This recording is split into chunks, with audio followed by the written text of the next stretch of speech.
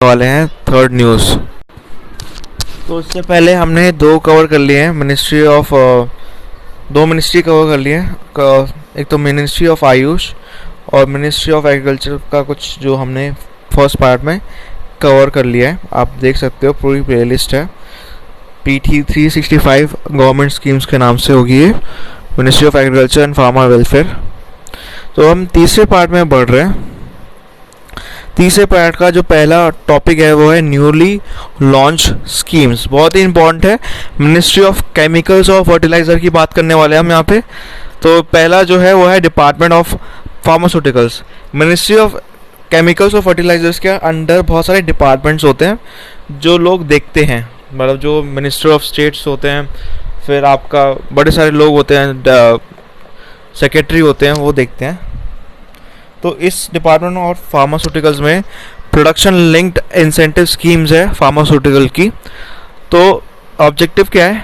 ये इन्हांस करता है इंडिया की मैन्युफैक्चरिंग कैपेबिलिटी, कैसे इंक्रीज करता है इन्वेस्टमेंट प्रोडक्शन सेक्टर में, कंट्रीब्यूट करता है प्रोडक्ट डाइवर्सिफिकेशन में, हाई वैल्यू गुड्स पे करता है, क्रिएट करता है global champions out of India जो ग्रो, जिनका पोटेंशियल है कि वो ग्रो करे साइज और scale by using cutting edge technology, और पेनिट्रेट करते हैं ग्लोबल वैल्यू चेन में। साइलेंट फीचर्स की बात करूं तो पहला है यहाँ पे ये स्कीम है 15,000 करोड़ की स्कीम है ये। एप्लीकेंट जो है वो कोई भी प्रोप्राइटरी फर्म या पार्टनरशिप फर्म या लिमिटेड लायबिलिटी पार्टनरशिप होगी या कंपनी जो भी रजिस्टर्ड है इंडिया में। Applicant should not have been declared as bankrupt, मतलब उनका दिवाला नहीं निकलना चाहिए जो भी एप्लीकेंट होना चाहिए। विलफुल डिफॉल्टर नहीं होना चाहिए कि मतलब लोन नहीं देते टाइम टू टाइम। जैसे या तो जैसे मान लीजिए आपने लोन लिया और आपने बैंक को लोन वापस नहीं करा, तो वो विलफुल डिफॉल्टर की कैटेगरी में आता है। या कोई फ्रॉड हो वो भी नहीं होना चाहिए एप्लीकेंट, या कोई भी फाइनेंशियल इंस्टीट्यूशन और NBFCs। किसी भी NBFCs बैंक फाइनेंशियल इंस्टीट्यूशन में ऐसा रिकॉर्ड नहीं होना चाहिए उस बंदे का। मैक्सिमम 55 एप्लीकेंट्स हो सकते हैं इसमें और वो सिलेक्ट होंगे स्कीम के अंडर। एप्लीकेंट रिक्वायर्ड है कि वो मिनिमम क्यूमुलेटिव इन्वेस्टमेंट करे पर ईयर ओवर 5 ईयर, जो कि प्रिस्क्राइब्ड है स्कीम के अंडर। एप्लीकेंट इनवाइट है 3 ग्रुप बेस्ड में। एक तो है global manufacturing revenue financial year 2019-2020 जो कि लेस देन 500 करोड़ होना चाहिए, और यहाँ पे ₹500 करोड़ होना चाहिए और 5,000 करोड़ होना चाहिए, और मोर इक्वल टू 5,000 करोड़ होना चाहिए एप्लीकेंट्स का। बेस ईयर की बात करो तो फाइनेंशियल ईयर 2019-2020 है यहाँ पे। टेन्योर की बात करें तो वो जो टेन्योर है स्कीम का फाइनेंशियल ईयर 2020-21, ये फाइनेंशियल ईयर 2028 से 2029 तक भी है। इसके अलावा जो स्कीम है इम्प्लीमेंट हुआ था प्रोजेक्ट मैनेजमेंट एजेंसी के द्वारा। एलिजिबल प्रोडक्ट है वो कैटेगराइज है 3 कैटेगरीज में। प्रोडक्ट कवर्ड है स्कीम के अंडर वो फॉर्मुलेट होते हैं bio pharmaceutical active bio pharmaceutical ingredients की स्टार्टिंग मटेरियल होता है, ड्रग इंटरमीडिएट्स होता है, इन्वर्टर डायग्नोज मेडिसिनल डिवाइस होते हैं यहाँ पे। और यहाँ पे कैटेगरी और कैटेगरी 2 प्रोडक्ट्स जो है अट्रैक्ट करते हैं 10% इन इंसेंटिव। कैटेगरी 3 प्रोडक्ट्स जो है अट्रैक्ट करते हैं 5% इन इंसेंटिव। ये भी इंपॉर्टेंट चीज़ है। इंक्रीमेंट सेल पे, इंक्रीमेंट सेल क्या होता है प्रोडक्ट का? इसका मतलब ये है कि जो प्रोडक्ट है ईयर में कितना सेल हो रहा है और कितना उसका सेल आ रहा है उस पर्टिकुलर फाइनेंशियल ईयर में। नेक्स्ट जो न्यूज़ है वो है रिस्ट्रक्चर मॉडिफाइड स्कीम्स। जो पहला है वो है production link incentive scheme for promotion of domestic manufacturing of critical KSMS which is key starting material drug intermediates and APIs which is active pharmaceutical ingredients। तो ये अगेन फार्मास्यूटिकल से related है scheme, ये बात ध्यान रखनी पड़ेगी।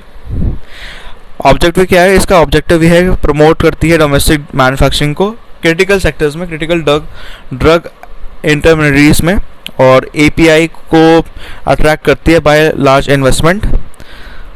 और ये सेक्टर जो है इंश्योर करता है सस्टेनेबल डोमेस्टिक सप्लाई, और ये रिड्यूस करता है आपका इंडिया का इंपोर्ट डिपेंडेंस, तो ये बड़ी चीज़ है। इसमें आपको ये जानना ज़रूरी है कि साइलेंट फीचर्स क्या हैं इसके, जो पूछे जा सकते हैं। इसमें हमें ये देखना है कि जो स्कोप है, उस स्कीम के अंडर जो स्कोप है, फाइनेंशियल इंसेंटिव प्रोवाइड करा जाएगा sales made by selected manufacturing for 41 products में। 41 प्रोडक्ट्स में आइडेंटिफाइड है 53 API, उसमें से 53 आइडेंटिफाइड बल्क ड्रग्स है, 26 फॉर्मेंटेड बेस्ड बल्क ड्रग्स है, 27 केमिकल सिंथेसिस है जो बल्क ड्रग्स पे बेस्ड है। रेट ऑफ इंसेंटिव जो है 20% होगा इंक्रीमेंटल सेल वैल्यू का, और फर्मेंटेशन होगा बेस्ड ऑन बल्क ड्रग्स पे। 10% होगा केमिकल सिंथेसिस जो बल्क ड्रग्स पे होता है। स्कीम एप्लीकेबल है ग्रीनफील्ड प्रोजेक्ट्स पे, और फाइनेंशियल इंसेंटिव दिया जाएगा एलिजिबल मैन्युफैक्चरर को इंक्रीमेंटल सेल के ऊपर, और इसका बेस ईयर होगा 2019 से 2020 तक का, जो कि 6 साल के पीरियड पे होगा। ये स्कीम इम्प्लीमेंट होगी किसके थ्रू? प्रोजेक्ट मैनेजमेंट एजेंसी के थ्रू, और ये नॉमिनेट होगी डिपार्टमेंट ऑफ फार्मास्यूटिकल्स के। टेन्योर ऑफ द स्कीम, ये बहुत ही इंपॉर्टेंट है। जो स्कीम है फाइनेंशियल ईयर 2020 से लेकर 2021 और फाइनेंशियल ईयर 29 से लेकर 30 तक इसका टेन्योर रहेगा। रीसेंट चेंजेस की बात करें तो रिप्लेसमेंट हुआ है क्राइटेरिया मिनिमम थ्रेशोल्ड इन्वेस्टमेंट का with committed investment by selected applicant. और नेक्स्ट पॉइंट है डिलीशन हुआ है यहाँ पे, मतलब प्रोविजन को हटाया है। कौन सा? जो रिस्ट्रिक्ट करता है sale of eligible products domestic sales पे ओनली। इसका पर्पज़ ये है कि एलिजिबिलिटी जो है रिसीविंग इंसेंटिव का। सेकंड है ये ब्रिंग करता है स्कीम को लाइन विद PLI स्कीम्स, और इंक्रीज करता है मार्केट डाइवर्सिफिकेशन। जो चेंज आया है मिनिमम एनुअल प्रोडक्शन पे आया है, उसकी कैपेसिटी 10 प्रोडक्ट्स पे है। टेट्रा क्लिनिक, नियोमेक्लिनिक और बड़े सारे केमिकल्स है जो आप देख सकते हो अपनी स्क्रीन पे। मिनिमम एनुअल प्रोडक्शन कैपेसिटी जो है इसका एलिजिबिलिटी होती है criteria under the scheme. Next जो न्यूज़ है वो है आपका 3.2.2 production linked incentive PL scheme for promotion of domestic manufacturing for medical devices. बहुत ही इंपॉर्टेंट स्कीम है। अगेन ये जो स्कीम है इसका मेन एम यही है कि बूस्ट करे डोमेस्टिक मैन्युफैक्चरिंग को। कैसे? वो अट्रैक्ट करती है large scale investment medical sector पे। ठीक है, फीचर्स क्या है? कोई भी कंपनी जो रजिस्टर्ड है इंडिया में प्रपोज करती है manufacture goods under target segment. Scheme applicable है ग्रीनफील्ड प्रोजेक्ट्स पे, और यहाँ पे इम्प्लीमेंटिंग एजेंसी सेम है जो उसकी ऊपर वाली थी, प्रोजेक्ट मैनेजमेंट एजेंसी। स्कीम के अंडर इंसेंटिव 5% का होगा, और इंक्रीमेंटल सेल होगा ओवर द बेस 2019-2020, और प्रोवाइड होगा सेगमेंट्स ऑफ मेडिकल आइडेंटिफाइड। ये प्रोवाइड करेगा असिस्टेंट टू 25 to 30 मैन्युफैक्चरिंग। ये अंडर द फॉलोइंग पे होगा। पहला है cancer care, radiotherapy, medicinal devices. Second है रेडियोलॉजी। थर्ड है nuclear imaging devices. Recent changes की बात करूँ तो रिप्लेसमेंट हुआ है मिनिमम थ्रेशोल्ड इन्वेस्टमेंट का with committed investment by selected applicants. Next point है ये जो टेन्योर है स्कीम का वो एक्सटेंड हुआ है 1 साल से, क्योंकि कैपिटल एक्सपेंडिचर को ध्यान में रखते हुए इन्होंने ये करा है by selected applicants in financial year 2021 से लेकर 2022 तक। अकॉर्डिंगली जो सेल्स है पर्पस ऑफ अवेलिंग इंसेंटिव वो अकाउंट होगी 5 साल के लिए, और यहाँ पे देखा गया है फाइनेंशियल ईयर 22 से लेकर 23 तक इंस्टेड ऑफ 21 to 22। न्यूज़ की बात करें तो यहाँ पे अदर स्कीम्स में हमने देखना है डिपार्टमेंट ऑफ फर्टिलाइजर्स। तो फर्टिलाइज़र आप सबको ही पता होगा, और सबसे पहली न्यूज़ है यूरिया सब्सिडी। तो रिसेंटली गवर्नमेंट ने अप्रूव करा है सब्सिडी पॉलिसी यूरिया की, जो प्रोड्यूस होती है कोल गैसिफिकेशन। किस कंपनी के थ्रू? लालचर फर्टिलाइजर लिमिटेड। ऑब्जेक्टिव क्या है? ये इंश्योर करता है टाइमली और easily availability of urea fertilizer affordable prices पे। फीचर्स क्या है? सेंट्रल सेक्टर स्कीम है ये, और यूरिया जो प्रोवाइड होता है फार्मर्स को वो MRP पे होता है। डिफरेंस जो होता है deliver cost of fertiliser farm gate पे और नेट मार्केट रियलाइजेशन वो होता है इसमें, और यूनिट्स होते हैं यूरिया के, वो गिवन होते हैं सब्सिडी टू यूरिया मैन्युफैक्चरर या इंपोर्टर गवर्नमेंट ऑफ इंडिया के द्वारा। सो इसमें प्राइज सब्सिडी भी आती है जो मूवमेंट के लिए होती है यूरिया की अक्रॉस द कंट्री। फार्मर को मिलते हैं यूरिया अफोर्डेबल एमआरपी पे बिकॉज ऑफ दिस सब्सिडी की वजह से जो गवर्नमेंट ने प्रोवाइड करी है। इसके अलावा डीबीटी सिस्टम भी है, डायरेक्ट बेनिफिट ट्रांसफ़र, जो कि इंट्रोड्यूस हुआ था 2018 में। सब्सिडी पेमेंट होगी कंपनीज को, वो होगी only after actual sales to fertilizer by retailers. हर रिटेलर्स मैंडेट होती है कि उनके पास पॉइंट ऑफ सेल मशीन हो और वो लिंक्ड हो डिपार्टमेंट ऑफ फर्टिलाइज़र ई उर्वेखा डीपीटी पोर्टल जो है यहाँ पे। कोई भी सब्सिडाइज फर्टिलाइज़र रिक्वायर्ड है कि वो फर्निश करे अपना आधार, यूनिक आइडेंटिटी या किसान क्रेडिट कार्ड नंबर। जो क्वांटिटीज़ है इंडिविजुअल फर्टिलाइज़र परचेज की, उसके साथ ही बायर का नेम और बायोमेट्रिक ऑथेंटिसिकेशन वो कैप्चर होगा पीओएस डिवाइस में। Only upon the sale getting registered, जो सेल है वो रजिस्टर्ड होगी ई यूरोवेक प्लेटफॉर्म पे, जहाँ पे कंपनी क्लेम कर सकती है सब्सिडी। पेमेंट जो है रेमिटेंट होगी इलेक्ट्रॉनिकली, मतलब ऑनलाइन ही होगी पेमेंट। 3.3.2 की बात करें तो यहाँ पे न्यूट्रिएंट बेस्ड सब्सिडी स्कीम है। अभी न्यूट्रिएंट की बात कर रहा है यहाँ पे, ठीक है। ये इंश्योर करता है बैलेंस यूज़ ऑफ फर्टिलाइज़र, क्योंकि फर्टिलाइज़र इवेंचुअली आपको पता ही है एग्रीकल्चर में यूज़ होते हैं ताकि उनकी फर्टिलिटी और प्रोडक्टिविटी इंक्रीज़ हो। प्रमोट करते हैं इंडिजीनियस फर्टिलाइजेशन इंडस्ट्री, इंक्रीज करते हैं कंपटीशन अमंग फर्टिलाइज़र कंपनी और रिड्यूस करते हैं बर्डन ऑफ सब्सिडी। ये भी सेक्टर स्कीम है और ये लॉन्च हुई थी 2010 में, जहाँ पे प्राइसेस से फोटोफैटिक और पोटाशिक PNK फर्टिलाइज़र जो डी कंट्रोल्ड हुआ था। इसके अलावा जो प्राइस है यूरिया का वो फर्टिलाइज़र कंट्रोल रहेगा। सब्सिडी जो है MRP पे होगी PNK फर्टिलाइज़र की, और डी कंट्रोल होगी fertiliser manufacturing. Fix rate of subsidy each nutrient पे। ये न्यूट्रिएंट प्राइमरी न्यूट्रिएंट होते हैं नाइट्रोजन, फॉस्फेट, पोटाश, जिसका आप देख सकते हो NPK, और सेकेंडरी न्यूट्रिएंट जो होता है वो सल्फर होता है S। एडिशनल सब्सिडी की बात करूँ तो माइक्रो न्यूट्रिएंट्स होते हैं जैसे बोरॉन, जिंक भी प्रोवाइड होते हैं यहाँ पे। 22 ग्रेड्स होते हैं PNK फर्टिलाइजर्स के, जिसका नाम है DAP, MAP, TSP, MOP, ammonium sulphate, SSP। 16 grades of NPKs, nitrogen, phosphate, potash, sulphur और अमोनियम फॉस्फेट फर्टिलाइजर्स जो होते हैं कवर्ड होते हैं स्कीम के अंडर। बहुत ही इंपॉर्टेंट चीज़ें हैं ये। इसके अलावा सब्सिडी जो दी जाती है फर्टिलाइज़र मैन्युफैक्चरिंग कंपनीज को दी जाती है, और रेट ऑफ सब्सिडी जो है एनुअल बेसिस पर रहती है।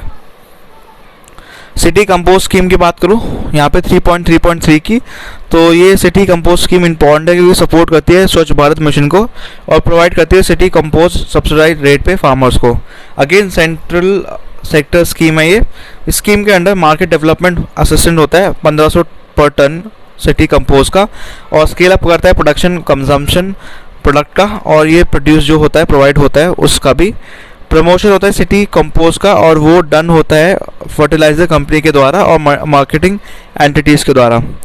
कंपनीज अडॉप्ट कर सकती है villages for promoting the use of composite. Appropriate BIS standard जो है इको मार्क वो डेवलप होगा ताकि वो इंश्योर करे better market acceptance. Department of pharmaceuticals important है क्योंकि जो स्कीम है for promotion of medicinal devices park ये बहुत ही ज़्यादा इंपॉर्टेंट बन जाती है UPSC के पॉइंट ऑफ व्यू से। रिसेंटली कैबिनेट ने अप्रूव करा है promotion of domestic manufacturing of medical devices. Objective क्या है? वर्ल्ड क्लास इंफ्रास्ट्रक्चर होना चाहिए मेडिकल डिवाइस इंडस्ट्री का, और India as a global leader emerge होना चाहिए। इजी एक्सेस होना चाहिए स्टैंडर्ड टेस्टिंग का और इंफ्रास्ट्रक्चर फैसिलिटीज़ का, और यहाँ पे क्रिएट करेगा world class common infrastructure facilities. Third point है सिग्निफिकेंट रिडक्शन आएगा कॉस्ट पे प्रोडक्शन के मेडिकल डिवाइसेस का, जिससे बेटर अवेलेबिलिटी अफोर्डेबिलिटी आएगी। लास्ट पॉइंट है कि एक्सप्लॉइट करेगा बेनिफिट्स ऑफ एक्सप्लोर करेगा बेनिफिट्स जो आ रहे हैं optimisation of resources and economic of scale. Salient feature की बात करूँ, अगेन सेंट्रल सेक्टर स्कीम है, मेडिसिनल डिवाइस पार्क है, जो कि जिसका मतलब है कि डेजिग्नेटेड कंटेजियस एरिया होगा लैंड का, और यहाँ पे कॉमन इंफ्रास्ट्रक्चर फैसिलिटीज़ होगी जो कि एक्सक्लूसिव होगी, और मैन्युफैक्चरिंग होगी मेडिकल डिवाइसेस की। 4 मेडिकल डिवाइस पार्क जो है सपोर्ट करेंगे स्कीम को। मैक्सिमम ग्रांट एड जो एक मेडिकल पार्क को मिलेगा वो 100 करोड़ का होगा। टोटल फाइनेंशियल आउटले जो स्कीम की होगी वो 400 करोड़ की होगी। ड्यूरेशन ऑफ द स्कीम क्या है, 2020 से लेकर 2021 तक की फाइनेंशियल ईयर की, और फाइनेंशियल ईयर 2024 से 2025। One time grant in aid होगा जो प्रोवाइड करेगा creation of common infrastructure facilities, जो कि सिलेक्टेड मेडिसिनल डिवाइस पार्क पे होगा, जो स्टेट गवर्नमेंट ने प्रपोज करा है। नोट में इंडिया का डिपेंडेंस है इंपोर्ट का, वो 85% of the total domestic demand है मेडिसिनल डिवाइसेस का, तो ये चीज़ हमें बदलनी है। तो इसीलिए ये स्कीम्स निकलती है और इसलिए ये इम्पोर्टेंट बन जाती है। आखिरी जो स्कीम है वो है department of chemical and petrochemicals, तो बहुत ही इम्पोर्टेंट स्कीम है ये, प्लास्टिक पार्क स्कीम। डिपार्टमेंट ने अप्रूव करा है कि वो सेटअप करेंगे 10 प्लास्टिक पार्क कंट्री में। ऑब्जेक्टिव क्या है, ऑब्जेक्टिव है कि इंक्रीज करेगी कॉम्पिटिटिवनेस, इन्वेस्टमेंट, अचीव करेगी इन्वायरमेंटल सस्टेनेबिलिटी ग्रोथ, अडॉप्ट करेगी क्लस्टर डेवलपमेंट अप्रोच, और कंसोलिडेट करेगी कैपेसिटी जो कि प्लास्टिक सेक्टर में, ये रिड्यूस करेगी प्लास्टिक इंपोर्ट को। फीचर्स की बात करें तो ये इन्वेस्ट करती है नेशनल प्लास्टिक पार्क पॉलिसी 2010 में, जो मॉडिफाइड होती है 2013 में। स्कीम सपोर्ट करती है नीड बेस्ड प्लास्टिक पार्क में, जो एक इकोसिस्टम है with requisite state of art infrastructure, enable करेगी common facilities to access the sector mode of the value chain, contribute करेगी economy more efficiently. Funding pattern की बात करो तो सेंटर प्रोवाइड करेगी 50% कॉस्ट जो है प्रोजेक्ट की, और ये सब्जेक्ट टू सीलिंग होगी 40 करोड़ पर प्रोजेक्ट, और जो रेस्ट होगी वो आपका कंट्रीब्यूशन आएगा स्पेशल पर्पस व्हीकल के थ्रू, जो कि स्टेट गवर्नमेंट फॉर्म करेगी, और स्टेट इंडस्ट्रियल डेवलपमेंट कोऑपरेशन। तो इसी के साथ ही ये न्यूज़ भी ख़त्म हो जाती है। अब इसके बाद हम स्टार्ट करेंगे मिनिस्ट्री ऑफ सिविल एविएशन। ठीक है, सिविल एविएशन मतलब जो एयरपोर्ट जो होती है ना, एयरपोर्ट या एयरप्लेन से रिलेटेड, उनकी मिनिस्ट्री का नाम है। आज हमने फिनिश कर लिया है ministry of chemical and fertilisers. Channel को लाइक से सब्सक्राइब करना ना भूलना, और वीडियोस आती रहेगी रेगुलरली, तो सब्सक्राइब करना ना भूलना।